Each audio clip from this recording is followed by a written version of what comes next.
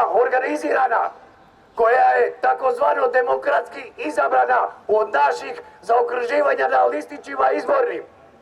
Krali su ovu Hrvatsku državu koju smo natopili krvlju. Nas, ratnike, poslali u zatvore. Danas smo uznici, živimo ko progonjene zvijeri.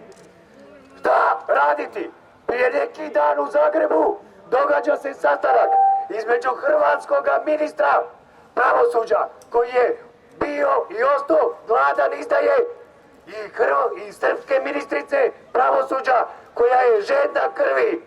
Oni su u tajnosti odradili još jednu veliku stvar kako će nas porobiti i ovaj zadnji naš liniju obrane, pošto su svi ratnici diljem domovine osuđeni, zatvoreni, ostaju samo Vukovar.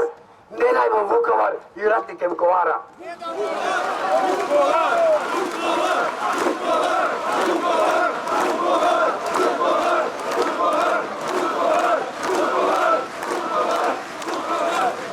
Imam jednu veliku poruku za vas sve.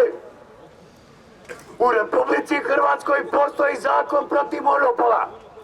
Nitko nema pravo na monopol, ustavom zagarantirano. Šta doživljavamo mi, hrvatski ratnici i građani, koji žive od 2-3 tisuće kuna?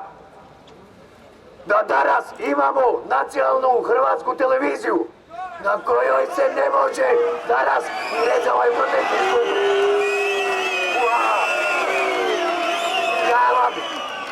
Ja vam s ovog mjesta poručujem da vam zakonski ne može niko ništa. Prestanimo plaćati pretplatu.